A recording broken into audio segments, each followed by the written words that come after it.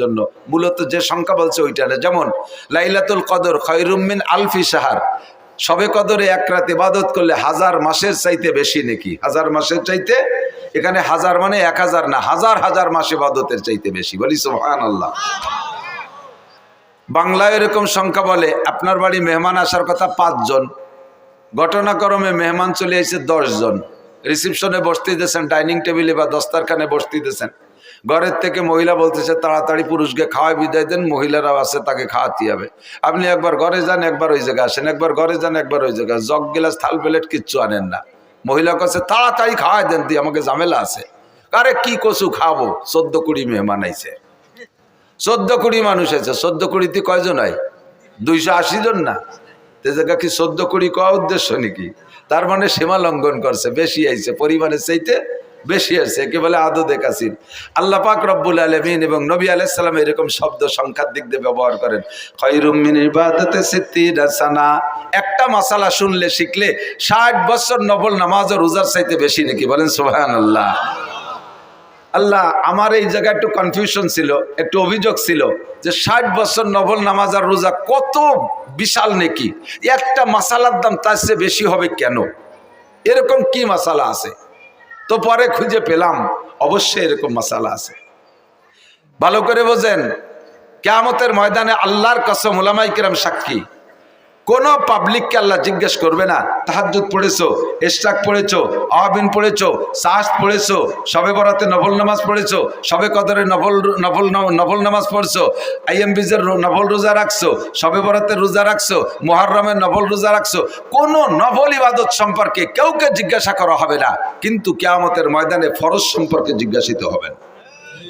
আউয়ালু মা ইউহাসাবু বিহিল আবদু ইয়াউমাল কিয়ামাতিস সালাহ, হাসরের মাঠে সর্বপ্রথম জিজ্ঞাসা হবে নামাজ সংক্রান্ত মুসলমানের কাছে। কাফেরদের কাছে কিচ্ছু জিজ্ঞাসা করা হবে না। হিন্দু, বৌদ্ধ, খ্রিস্টান, ইহুদ, নাসারা, নাস্তিক, মুরতাদ, বেঈমান যারা আছে তাদের কাছে নামাজ, রোজা, হজ, যাকাত, ফরজ, ওয়াজিব, সুন্নাত, মুস্তাহাব কিচ্ছু জিজ্ঞাসা করা হবে না। ওরা প্রথম চান্সেই ফেল হয়ে যাবে। ফি নারি জাহান্নামা খালিদিনা ফিহা আবাদা, ওরা বিনা হিসাবে জাহান্নামী। বাকি মুসলমান যারা থাকবে এদেরকে আল্লাহ পাক রব্বুল আলামিন 4টি প্রশ্নের জবাব না দিয়ে এক কদম বাড়তে দিবেন না। আনা উমরিহি ফিমা আফনা, 70-80 বছরের হায়াত কিভাবে কাটাইছো কইয়া যাও। কারাহা বা খলকিয়ারি জুমলা রাস বা খোদা তাসবির হিলা কায়রাওয়াস। ও মুরব্বী, তোমার দুনিয়ার কোনো কাজ পরিপাটিতে অভাব ছিল না। ভাঙ্গার বাজারে কাপড়ের ব্যবসা করছো, 80 বছরে বুড়ো, তোমার কাপড়ের শোকেস গুলো কি সুন্দর সাজানো ছিল, তোমার ঘরটা কত সাজানো ছিল।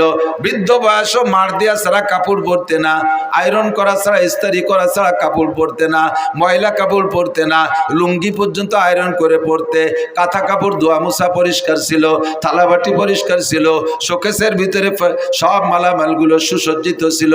তোমার নামাজটা কেমন সজ্জিত, তোমার ফরজ ওয়াজিব সুন্নতের সাজ কেমন ছিল, কোরআনে কারীম কেমন তিলাওয়াত করতে পেরেছো। তুমি ইংলিশ পত্রিকাগুলো পড়তে, আরবি পত্রিকা পড়া শেখো নাই কেন? আরবি পত্রিকা কোরআনে কারীম, আরবি পত্রিকা হাদিসে নববী, এগুলো পড়া শেখো নাই কেন? এই সব বিষয় আপনাকে 70 বছরের জিন্দেগির হিসাব দেওয়া লাগবে কি লাগবে না? আজকে কি বার গেল? মঙ্গলবার। একটু একটু বোঝার জন্য বলছি আমার দিক। আজকে মঙ্গলবার গেল, গত মঙ্গলবার সকালবেলা কে কি খাইছেন সত্য কথা বললে আমার মনে হয় তাড়াতাড়ি কেউ কইতে পারবেন না। কথা কন, 1 সপ্তাহ আগে মঙ্গলবারের সকালে কি খাইছি তাই মনে নাই। 70 বছরের জিন্দেগিতে লম্বা একটা পথ অতিক্রম করে চলে আসছি। কোথায় ভিড় ছিল, কোথায় খাচ্ছিল, কোথায় গর্ত ছিল, কোথায় কার সাথে ধাক্কা খাইছি কিছু আমার মনে নাই। যৌবনের ভিতরে অনেক অন্যায় অপরাধ করেছি, অর্থনীতির মধ্যে অন্যায় করেছি, সমাজ রীতির মধ্যে অন্যায় করেছি, বিচার আচারের মধ্যে অন্যায় করেছি, পরিবার পরিজনকে পরিচালনার ক্ষেত্রে হাজারো অন্যায় করেছি। 70 বছরের হিসাব কেউ দিতে পারবো না, একটা হিসাবই 70 বছরের দিতে পারবো না। যদি আপনাকে 3 নম্বর প্রশ্নটা করা হয়, আনমালিগি, জীবন ভরে কত টাকা কে ইনকাম করছেন, গোটা জিন্দেগির আয়ের একটা অডিট যদি আমাকে করা হয়, এ মিয়া মৌলানা নাসির সারা জীবনে কত টাকা ইনকাম করছো হিসাব দাও, আমার মনে হয় একজনও কইতে পারবেন না। কতক্ষণ? আন উমরিহি ফিমা আফনা, গোটা জিন্দেগির হিসাব দিয়ে দাও। 2 নম্বরে আন শাবাবিহি ফিমা আবলা, যৌবনকাল কিভাবে অতিবাহিত করেছো বলে যাও। এই গোটা জিন্দেগির মধ্যে ভেরি ভেরি ইম্পর্টেন্ট টাইম হলো যৌবনকাল। যৌবনকালের হিসাবটা এজন্য নেওয়া হবে কারণ যৌবনকালে ভালো বেশি করা যায়, মন্দ বেশি করা যায়। কতক্ষণ? যৌবনকালে রাত 2টা 3টের সেই ফুটবল খেলার ম্যাচ সারা রাত দাঁড়িয়ে দাঁড়িয়ে যেমন দেখা যায়, ইচ্ছা করলে তেমনি যৌবনকালে শেষ রাত্রে উইটা ঠান্ডা পানি দিয়ে অজু গোসল যেটা প্রয়োজন আদায় করে রাতের বাকি অংশ দাঁড়ায় দাঁড়ায় তাহাজ্জুদ পড়া যায়। যৌবনকালে ইচ্ছা করলে বাইসাইকেল চালায় কাশিয়ানির ওড়াকান্দি ঠাকুর বাড়ি যাওয়া যায়। যৌবনকালে ইচ্ছা করলে ভাঙ্গার থেকে বাইসাইকেল চালাইয়া ইস্তেমার ময়দানে যাওয়া যায়, সরমুনের ময়দানে যাওয়া যায়। যৌবনকালে ইচ্ছা করলে প্রত্যেক সপ্তাহে হিন্দুদের সাথে দূর সফরে যে একটা পূজা পাঠে অংশগ্রহণ করা যায়। যৌবনকালে ইচ্ছা করলে প্রত্যেক মাসে মুফতি আব্দুল গফফার সাহেবের কি বলা হয় নগরকান্দা ইসলাহি মজলিসে অংশগ্রহণ করা যায়। কথা বলেন যায় কি যায় না? যৌবনকালে অন্যায়ও বেশি করা যায়, ন্যায়ও বেশি করা যায়। এই যৌবনকালটা হলো জীবনের মূল সময়, মূল্যবান সময়। এইটা সম্পর্কে জিজ্ঞাসা করা হবে। বার্ধক্য এসে গেলে, বৃদ্ধ হয়ে গেলে এনি ম্যান এভরিবডি, প্রত্যেকটা মানুষের মন দুর্বল হয়ে যায়, গুনাহ করার এনার্জি থাকে না, গুনার কোনো শক্তি থাকে না। ঠ্যাং একটা কবরে চলে যায়, চাকা একটা পাংচার হয়ে যায়। দিনের বেলা আগে সূর্যের আলো কি বলা হয়, দিনের বেলা আগে চোখে এত পাওয়ার ছিল, দিনের বেলা আকাশে তারকা দেখতো। এখন বৃদ্ধ হয়ে যাওয়ার কারণে রাতের বেলা আকাশে চাঁদটা দেখতে পারে না। যৌবনকালে লোহা খাইলে পানি হয়ে পিছন দিয়ে বেড়ে যাইতো, বৃদ্ধ হয়ে যাওয়ার পরে এখন পানির মতো কোনো খাবার খাইলে, পানি যাও খাইলেও যেমন খায় তেমনই পিছন দিয়ে বেরোয় যায়, পেটে শক্ত হয় না। কতক্ষণ ঠিক কি ঠিক না? এ হলো যৌবন আর বার্ধক্যের পার্থক্য। কাজেই তোমার যৌবনকালের হিসাবটা একটু দিয়ে যাও। যৌবনকালে যা একবার শোনা হয় তা ভোলে না, আর বৃদ্ধ হয়ে গেলে 50 বার শুনলেও মুখ মনে থাকে না। আন মালিকি মিন আইনা ইকতাসাবা ফিমা আনফাকা। 3 নম্বর প্রশ্নের জবাব না দিয়া একজন ফরদে বাশারের সামনে বাড়তে পারবে না। 3 নম্বর হলো আন মালিকি মিন আইনা ইকতাসাবা ফিমা আনফাকা। এই কথাগুলো বহুবার শুনেছেন। জবানের পার্থক্যের কারণে কখনো কখনো কোনো কথা অন্তরের মধ্যে জায়গা পায় বেশি। আমার কথা অন্তরে, আজকের এই কথাগুলো আমি বললে ভিতরে নাও ঢুকতে পারে। হুবহু এই কথাগুলো মুফতি আব্দুল গফফার সাহেব হুজুর, ইসমাতুল্লাহ কাসেম সাহেব হুজুর দামাত বরকাতুহু আলা আলিয়া, উনরা বললে কথাটা আপনার ভিতরে গ্রহণযোগ্যতা বেশি পাইতে পারে। বড় মানুষের কথা বলছে, আবার আমাদের থেকে ছোটরা কথাগুলো শোনায় গেছে, আপনি গুরুত্ব দেন নাই। হয়তোবা আমার মুখের কথাটা আপনার মধ্যে হিট করতে পারে, এই জন্য পুনরাবৃত্তি করি। আল্লাহ বলেন ওয়াযাক্কির ফা ইন্নাদ যিকরা তানফাউল মুমিনিন। একই কথা বারবার বলো, কালকের কথাটা অন্তরে ঢোকে নাই, আজকেরটা অন্তরে ঢুকে বসতে পারে। 3 নম্বর ইমিগ্রেশন কিয়ামতের ময়দানে 3 নম্বর প্রশ্ন, আন মালিহি, মাল সম্পর্কে জিজ্ঞাসিত হবেন। মাল সম্পর্কে জিজ্ঞাসিত হবেন, কে কোত্থেকে কত টাকা ইনকাম করছো, জবাব দিয়ে যাও। মাল সম্পর্কে 2টি জিজ্ঞাসা, ফিমা আনফাকা মিন আইনা ইকতাসাবা ওয়া ফিমা আনফাকা, মাল কোত্থেকে কামাই করছো বলে যাও, আর কোথায় খরচ করছো বলে যাও। উভয়টাই আমার কাছে বলতে হবে। ইনকাম ভালো কিন্তু খরচ ভালো না, এটাও অন্যায়। আবার ইনকাম খারাপ কিন্তু খরচ ভালো, এটাও আল্লাহর কাছে গ্রহণযোগ্যতা পাবে না। কথা বলেন ঠিক কি ঠিক না? জিজ্ঞেস করছে, এই আব্দুল মালিক, তোমার ইনকামের অবস্থা কি বলো, আয় ব্যয় উভয়টাই বলো। আল্লাহ ব্যয়ের কথা পরে কই, আয়ডা শুনলি তুমি ব্যয় শুনতে চাবা না। আমার ইনকাম আজীব। বলো কিভাবে? শেষ রাত্রি উঠে তাহাজ্জুদের নামাজ পড়ছি, এরপরে 12 তাসবিহ পালন করছি, দোয়া করছি, মোনাজাত করছি, ফজরের আজান দেশে ঘরে সুন্নত পড়া সুন্নত ঘরে পড়া সুন্নাত, এবং সূরা কুলিয়া এবং কুলহু দিয়ে পড়া সুন্নাত। এভাবেই সারা জিন্দেগি আমল করছি। ফজরের নামাজ জামাতে পড়া 2.5 ঘন্টা দাওয়াতের মেহনত করছি মহল্লায়। কাজগুলো শুনেন কেমন সুন্দর আব্দুল মালিকের। এরপরে ইশাকের নামাজও পড়ছি, তারপরে বাসায় আইসা আধা পারা কোরআন শরীফ তেলাওয়াত করছি। এরপরে স্ত্রী যা রান্না করছে সুন্নতি তরিকায় বাল বাচ্চা নিয়ে এক দস্তারখানে এক প্লেটে বসে খানা খাইছি। খানা খেয়ে এরপরে রিক্সা ভ্যান খান নিয়ে বেরোইছি।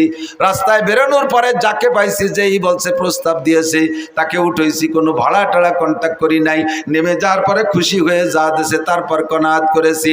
যখনই জোহরের আজান দিয়েছে আর প্যাডেল মারি নাই, যাত্রীদের সাথে কন্ট্যাক্ট করতাম, বাইরে তোমার গন্তব্যে পৌঁছে দেব, তবে আজান হইলে কিন্তু নামাজ না পড়ে আর একটা কদম সামনে বাড়বো না। না। এমন করে আল্লাহ সারা জিন্দেগি নামাজের মধ্যে কোনো ত্রুটি করি নাই। আজান হইলে আর ভ্যান চালাই নাই। মাগরিবের নামাজ পড়া পাইলে অ্যাক্টিভ দিছি, না পাইলে বাসায় চলে আসছি। ঈশার নামাজ পড়ে সূরা ওয়াকিয়া পড়ছি, এরপরে সূরা মুলুক পড়া, এরপরে বাচ্চাদেরকে নিয়ে দস্তারখানে খানা খেয়া আল্লাহ ওযু সহকারে বিছানায় পিঠ দিয়েছি। বলো আল্লাহ আমার ইনকামের মধ্যে ত্রুটি কোন জায়গায়? আল্লাহকে golden A plus thank you, welcome. তাল এদিকে সব তোমার জন্য দরজা খোলা, কিন্তু খরচ করছো কিভাবে এটা একটু সঠিক হয়ে চলে যাও। খরচের ব্যাপারে একটা সমস্যা আছে। ওই শনিবারে ব্যারাকের কিস্তিতে টাকাগুলো দিয়ে দিছি।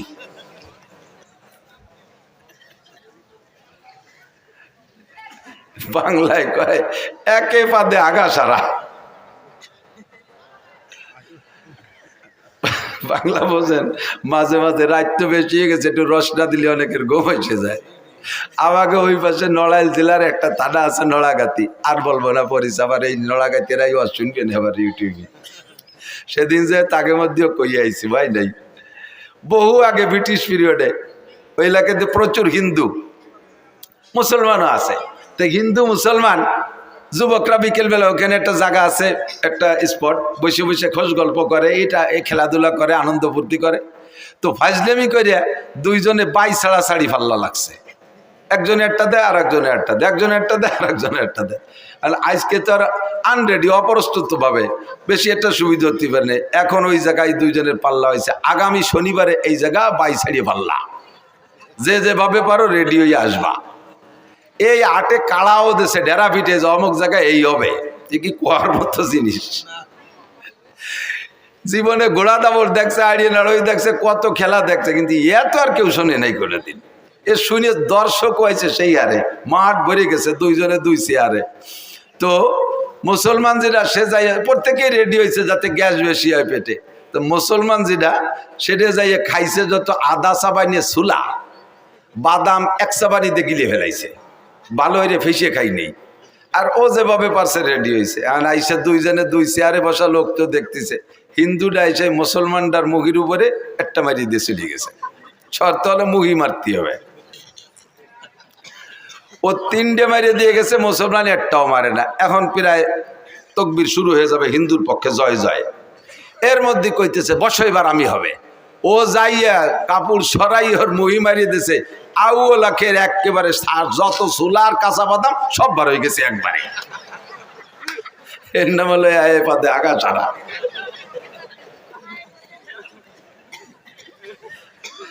সারা জীবন বইয়া এত দরবেশে ইনকাম করছো, তাহাজ্জুদের টাকা কোনো তা ছাড়ো নাই, পায়ে গায়ের রক্ত পানি করে ইনকাম করছো। খরচ করছো কোন জায়গায় একটু কইয়ে যাও। কয় আল্লাহ গ্রামীণ ব্যাংকের কিস্তি দিছি, আশার কিস্তিতে সব। এই কথা কইস না, আশার কিস্তিতে দিছি, অমুক জায়গা সুদে দিনায় টাকাগুলো দিয়ে দিছি। আল্লাহ কয় নো টক বাটুস্কুত, কথা হবে না, পিঠে সালা বান্ধ, তেল মাখাও যাতে বাড়ি স্লিপ করে। তোমার আল্লাহ আমার ইনকাম সম্পর্কে তুমি ও জায়গা হাত দিও না, খরচটা কিভাবে আছে এটা একটু শুনে নাও। এই শুনলি তুমি আর কদিক জাতি চাবা না, কও তাই খরচই আগে কও।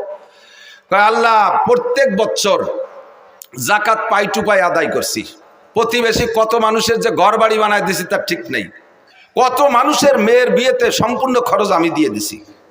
এরপরে কুরবানি দিছি হাটের সবচেয়ে বড় গরু। জাকাত তো দিয়েছি, বছরে প্রত্যেকবার এক একটা উমরা করছি, হজ করছি 5 বার। শুনিও আমার ইনকামের খরচের বিষয়।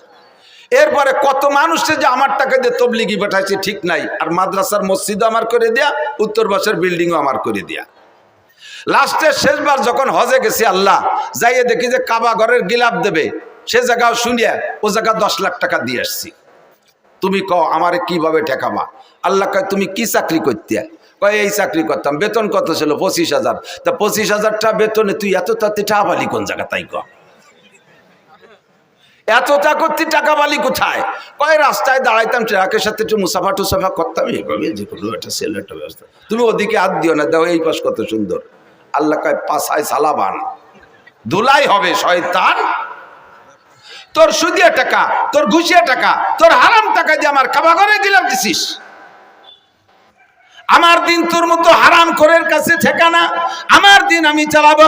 ইউরিদুনা লিউতফিউ নূরাল্লাহি বিআফওয়াহিহিম আল্লাহু মুতিম্মু নূরিহি ওয়ালাউ কারিহাল কাফিরুন। আল্লাহু আকবার। আমার ধর্মের বাতি নিবানোর জন্য কেউ চেষ্টা কম করে নাই।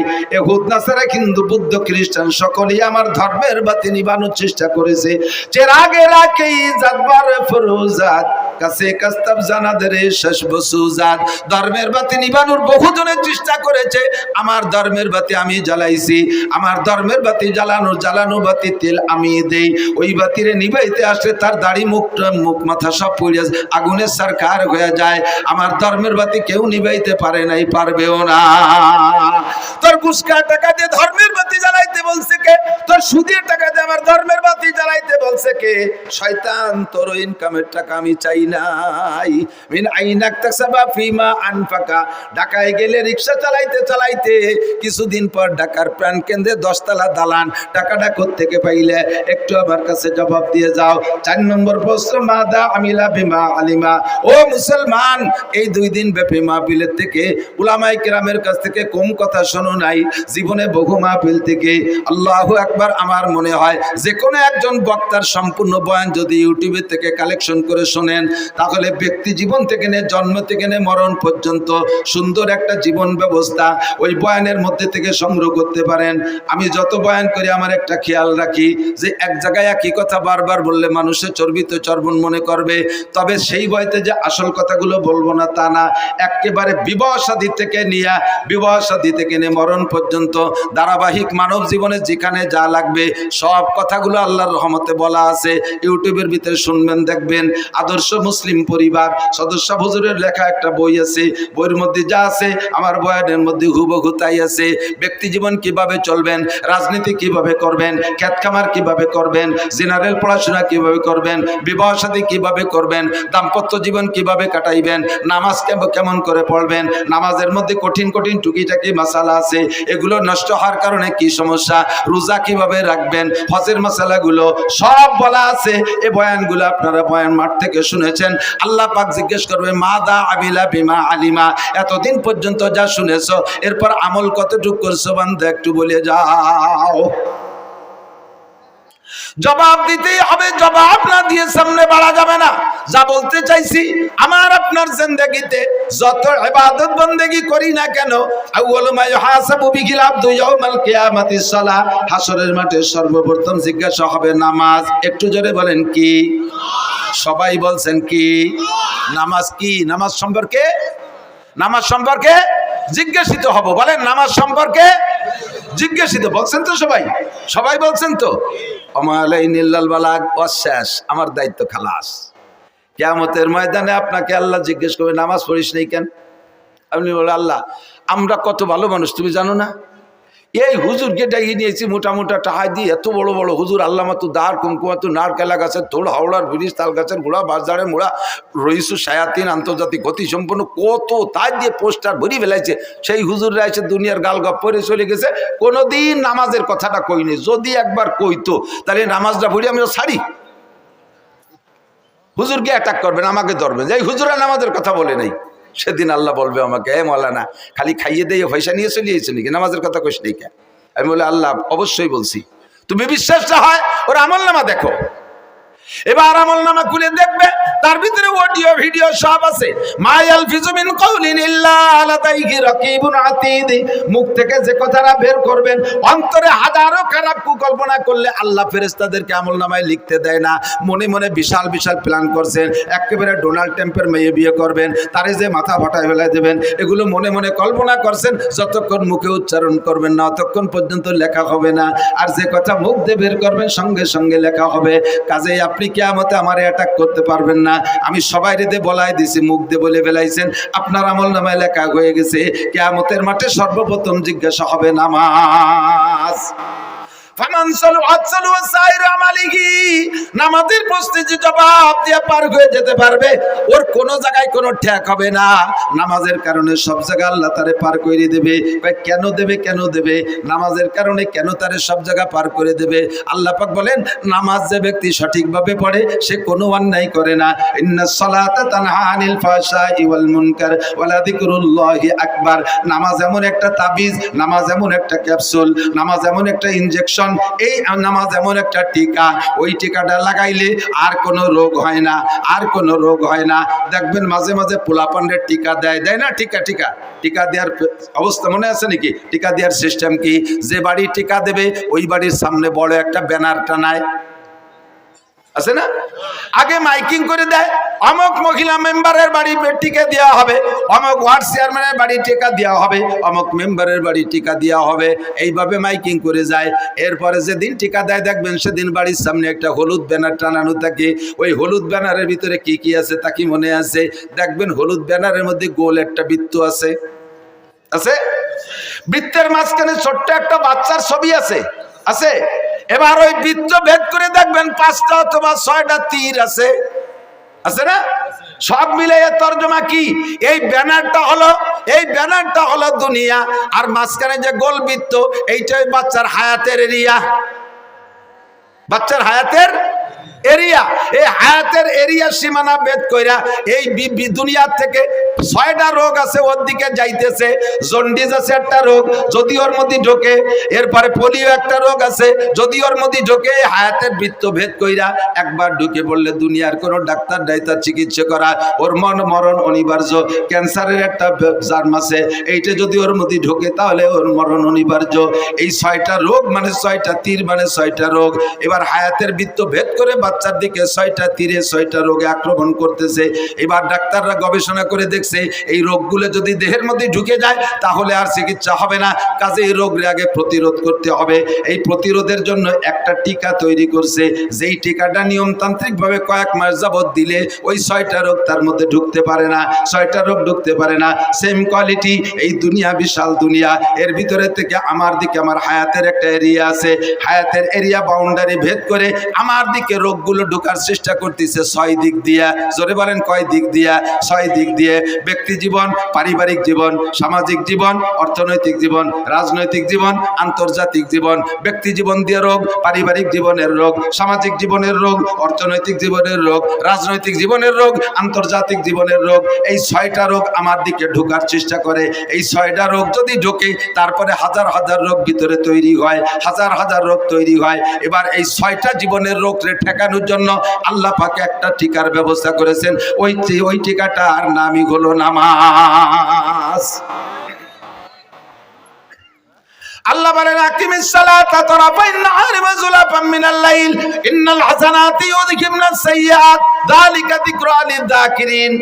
উতলু মা উহিয়া ইলাইকা মিনাল কিতাব ওয়া আকিমিস সালাহ ইন্নাস সালাতা তানহা আনিল ফাহশাই ওয়াল মুনকার ওয়ালা যিকরুল্লাহি আকবার। আল্লাহর কসম, আল্লাহর কসম, তার 99 নামের কসম, তার ইসমে জাতের কসম দিয়ে বলি, যদি কোনো ব্যক্তি সঠিকভাবে নামাজ পড়ে, অরিজিনালি কোনো ব্যক্তি যদি নিয়মতান্ত্রিকভাবে নামাজ পড়ে, ওই নামাজি ব্যক্তিকে নামাজে তারে ঘুষের থেকে ফিরাইতে বাধ্য হয়, সুদের থেকে ফিরায় তারে, জিনার থেকে ফিরায় তাকে, মদের থেকে ফিরায় তাকে, গাজার থেকে ফিরায় তাকে, বেপর্দা থেকে ফিরায়, আইলঠেলা থেকে ফিরায়, জালদলির থেকে ফিরায়, মিথ্যা সাক্ষী থেকে ফিরায়, মিথ্যা মামলা থেকে ফিরায়, মাপে কম দেওয়া থেকে ফিরায়, মাপে বেশি আনা থেকে ফিরায়, মালে ভেজাল দেওয়া থেকে ফিরায়, ফরমালিন মিশরি থেকে ফিরায়, দুধে পানির দিকে দেওয়া থেকে ফিরায়, আরে মুখের গুনাহ থেকে ফিরায়, অকথ্য ভাষায় গালাগালি করতে দেয় না, কুদৃষ্টির থেকে ফিরায়, কান্দে খারাপ জায়গা থেকে ফিরায়, হাতরে খারাপ জায়গা থেকে ফিরায়, শরম রাগে অবৈধ জায়গা থেকে ফিরায়, পা দুটোকে হারাম জায়গা জাত থেকে ফিরায়।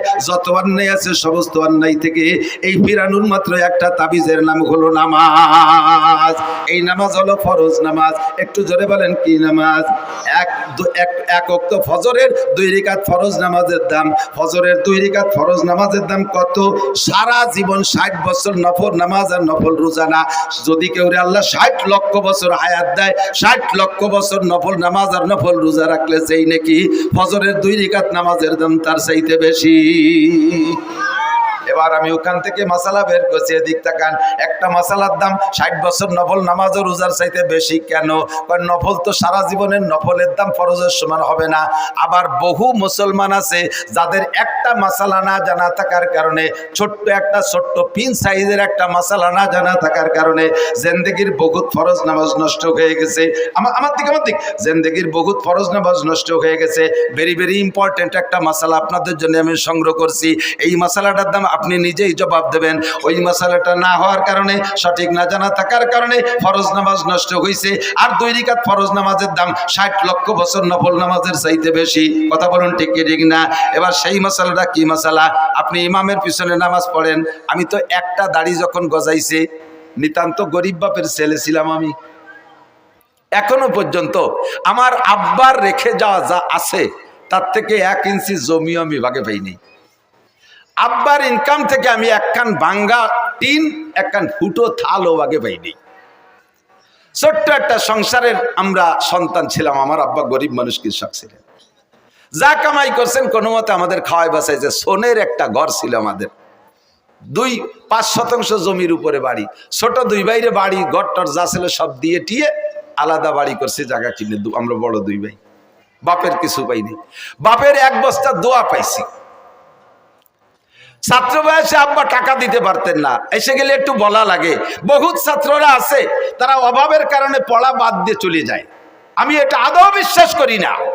আমার আব্বা আমাকে 11-12 বছর মাদ্রাসায় পড়ছি, যা 2-1 পয়সা দিতে পারতেন কষ্ট করে, সম্পূর্ণ 12 বছরের টাকা একত্রিত করলে 100 টাকা হবে না। বিশ্বাস করতে পারবেন না। তাহলে কিভাবে পড়ছি, কিভাবে যে পড়ছি এটা আমিও জানি না। যখন একটা দাড়ি গজাইছে তখন আমি সাবালেগ হয়েছি, এইটা বুঝাইয়া এই দাড়িটা দেখাইয়া মসজিদের ইমামতি নিছি। সেই থেকে ইমামতি করতে করতে দাওরা হাদিস পর্যন্ত পাশ করছি, আলহামদুলিল্লাহ। তবে আমার ইমামতির কারণে কোনোদিন আমার পড়ার উপরে কোনো প্রভাব পড়ে নাই। মাদ্রাসা থেকে 4 কিলোমিটার দূরে লজিং থাকছি, বড় একটা মধুমতি নদী পার হয়ে ওপার। জিন্দেগিতে 1 ঘন্টার 1 মিনিটও আমি পিছিয়ে পড়ি নাই। ঝড় বৃষ্টি তুফান যাই হোক আমার কোনো ক্লাস মাইন নেই, এবং জীবনেও কোনোদিন ক্লাসে সেকেন্ড হই নেই। তাহলে মনে হচ্ছেন থার্ড হইছি। গহরডাঙ্গা বোর্ডে টাইটেলের বছর আমি ফার্স্ট স্ট্যান্ড করেছি। অনেকে এগুলো ক্রেডিট বললে কিছু মনে করতে পারেন। একটা জিনিস বোঝানোর জন্য বলছি, জাস্ট এই কথাটাই বোঝানোর জন্য যে অভাবের কারণে লেখাপড়া ঠেকে থাকে না। তো সেই থেকে ইমামতি করতে করতে অভিজ্ঞতা আছে যে মুসল্লি ভালো ডকশক দেখলি বাড়ি পাকা মুসল্লি তা না। এত বড় পাগড়ি 3 খেতায় দিয়ে বাঁধছে, 43 বন্ধের যুব্য একটা গায়ে। ওর বাবা গাড়ির উপরে যায় নামাজ, বগলে দস্তার খান, হাতে কুড়া লাঠি, 500 দানা তসবি, চশমা পাই দিয়ে কি না চশমা সয়ে দিয়ে একই ডাটে সাটে ঠেকে যে খুব বহুত বড় আলেম। বোমা মারলেও ভিতরে তো একটা বা বেরোয় না, জাল খেয়াও দিলে টালিব বেরোয় না। মশলা তো দূরে থাক, আমাকে ওই পাশে জেলা নড়াইল আছে না, আর আমাদের গোপালগঞ্জের শেষ থানা কাশিয়ানির শেষ মাথায় একটা গ্রাম আছে নড়াইল গ্রাম আছে, ব্যাসপুর নড়াইল কয়। তো এই ব্যাসপুর নড়াইল, ওই গোপাল নড়াইল জেলা নড়াইল থেকে একটা তবলিগ জামাত আইছে। এই তবলিগ জামাত আইসা এক মসজিদে 3 দিন 3-4 বুড়োরে টার্গেট করছে। যুবকদের যা পড়াইছে পারছে, বুড়োকে তো বেরেন কম, 4 বুড়োরে ধরছে। কাকা মশলা মশাইল কি দেখি জানেন? কিচ্ছু না, নামাজ পড়তে পড়তে কপালে দাগ হয়ে গেছে। আলহামদুলিল্লাহ তো জানেই না, আরো কতটা জানে না, তা শুনলে আশ্চর্য হবেন। এই 4 বুড়ো কলেমায় তো এবাও জানে না। লাস্টে যে ধরা পড়ছে কলেমায় তো এবার, যখন ইন্টারভিউ নিয়েছে দেয় যে বুড়োরা কলেমাই পড়তে পারে না। আমি সব বলে কাজটা করছেন কি? আজ বাদে কাল যাবেন মরিয়ে, কাল নাও আসতে পারে, আজও মরতে পারেন। বয়স 75-80 হয়ে গেছে আর আজও কলেমাটা পড়তে পারেন নাই। মান কানা আখিরু কালামিহি লা ইলাহা ইল্লাল্লাহ ফাদাখালাল জান্নাহ। যার জীবনের শেষ কলেমা লা ইলাহা ইল্লাল্লাহ, ওইটা বিনা হিসাবে জান্নাতে চলিয়া যাইবে। সেই কলেমাটাই পড়া শিখলেন না। আপনি নামাজের কি গোড়ার ডিম পড়ছেন, এতদিন ইবাদত বন্দেগী কি কসু করছেন, কলেমাই যদি না জানেন। এই 3 বুড়ো 4 বুড়োরে নিয়ে 4 দিন পর্যন্ত আমির সাহেব কলেমার মস্ক করাইছে। এই যে দেখ 500 না পাল্টিয়েছে। যত খুদকুড়ো কাটা সামনে বসে জীবন বই ওয়াজ করবো কি কসু। শিক্ষিত জ্ঞানী গুণী ভালো মানুষ যদি সামনে বসে, তাদের দিক নজর পড়ে ওয়াজের কোয়ালিটি সেই রকম হয়। আর এই যে খুদকুড়ো গুলো এসে সামনে বুঝে দেয়, অস বোঝেও না, যে চানাচুর বাদাম নিচে কাটুর কুটুর অতি তালে রয়েছে শৈল ইন্দিরির দল। না তোরা আমার কাছে 10টা নিয়ে যা, দোকানে যা, চল। আমার দিকে বৈশা 3 দিন পর্যন্ত মসজিদে মস্ক করাইছে কলেমা। শেষের দিন মাহফিল আমার ওই এলাকায়, আমার কাছে এসে রিপোর্ট দিচ্ছে, কয় হুজুর সব মাহফিলে আপনি তবলিগের তশকিল করেন, তবলিগের কথা বলেন, আপনার এলাকায় এটা তবলিগ করেন না। কি সমস্যা কি? এই ঘটনা 4 বুড়ো যে কোনো সময় মরতে পারে, 75 থেকে 80-র মধ্যে বয়স, আজও কলেমাটা ভর্তি পারে না। এই 3 দিন পড়াইছি, তাও ঈশার সময় ইন্টারভিউ নিছি, হয় না। কি কয়? লা ইলাহা মুহাম্মাদুর রাসূলুল্লাহ, লা ইলাহা মুহাম্মাদুর রাসূলুল্লাহ। রাগ হয়ে ধমক দিয়ে, আমি যে কোনো সময় মরতে পারে, আজও কলেমা ঠিক করে ভর্তি পারে, লা ইলাহা মুহাম্মাদুর রাসূলুল্লাহ। মাঝে ঠিক করলো কোথায়? বুড়োরা আমার রাগ করে কয় সব জায়গার কলেমা একরকম না মিয়া, তুই কলি হয়ে যাবে, সব জায়গার কলেমা একরকম। তোমাকে লড়াইলে কলেমা লা ইলাহার পরে ইল্লাল্লাহ আছে, ইবার আসলে থায় না, এরকম নাকি? বহুজন আছেন এখনো পর্যন্ত 4টে কলেমা শুদ্ধ করে বলতে পারে না, আছে না নাই কথা? বহু মুসলমান আছে, বহু মুসলমান আছে। এর মধ্যে ইমানে মুফাসসালের ইন্টারভিউ নিলে জড়িয়ে যাবে অর্ধেক, ইমানে মুজমালের ইন্টারভিউ নিলে জড়িয়ে যাবে অর্ধেক। আর এই ইমানে মুজমাল আর ইমানে মুফাসসালের তরজমা আপনার বুঝা ফরজ। বিশ্বাস করার সাথে সাথে বুঝার আগে, বিশ্বাসের আগে বুঝতে হবে, বুঝে তারপরে বিশ্বাস করতে হবে। পারেন না বহু মানুষ, কথা কন। নামাজে দাঁড়াইছেন, ইমামের পিছনে জামাতে নামাজ পড়বেন, ইমাম সাহেব আল্লাহু আকবার বলে, যে কথা বলছি ইমামতির অভিজ্ঞতার আলোকে, যে বহু মুসল্লিকে জীবনে এ রিপোর্ট পাইছি, ইমামের পিছনে নামাজ 10 বছর নামাজ পড়ছে, এরপরে এসে কয় হুজুর ইমাম সাহেব যে প্রথমবার আল্লাহু আকবার কয়, ও আল্লাহু আকবারকে আমাকে করতে হবে নাকি? আমরা তো সময় খালি কানে হাত দেই। আমি যে আমরা মানে কয় যে আমাকে মাঝি ভাই, মেয়া ভাই, বড় কাকা, আমরা সবাই ওই ওরি। মুখ বন্ধ। নামাজের ফরজ 13টি, জোরে বলেন কয়টি? তার মধ্যে একটি তাকবীরে তাহরিমা বলা, তাকবীরে তাহরিমা বলা। আপনি যদি একা নামাজ পড়েন সুন্নাত, তা প্রথম তাকবীর বলা ফরজ, নফল পড়লে প্রথম তাকবীর বলা ফরজ, ওয়াজিব পড়লে প্রথম তাকবীর বলা ফরজ। ইমামের পিছনে যদি পড়েন প্রথম তাকবীর মুখে বলা ফরজ। প্রথম তাকবীর শুধু ইমাম বলবে আর আপনি মুখ বন্ধ করে কানে হাত দেবেন, এতে হবে না।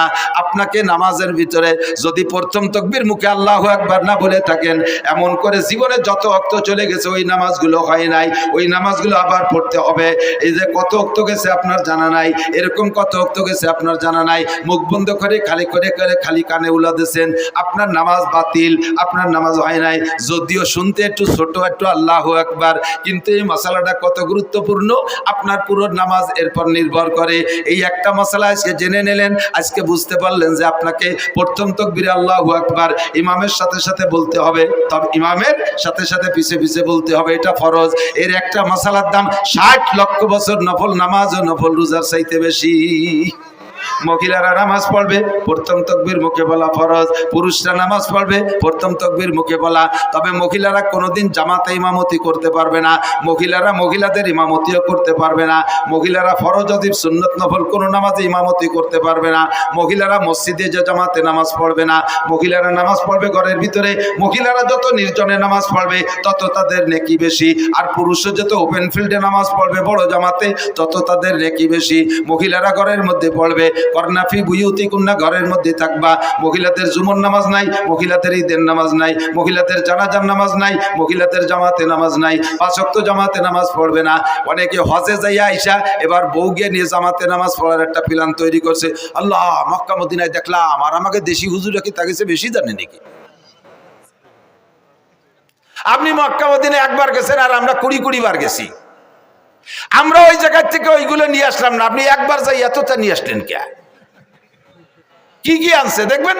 হানাফি মাযহাবের মুসল্লি, হানাফি মাযহাবে আমিন আস্তে বলতে হবে। হানাফি মাযহাবে আমিন কি? আস্তে। সব মাসালা হানাফি মাযহাবের আমল করে। হজেতে আসার পরে এবার ওই মক্কা মদিনায় শুনছে আমিন জোরে কইতে, এই জায়গাটা খালি আমিনটা একটু জোরে না করতে পারলে পাল্টায় না। ইমাম সাহেব বলা দলিনকে ছেড়ে দিছে, আমিন বিটাগিরি দেওয়ার ছবি। আপনি এরকম করলেন কে?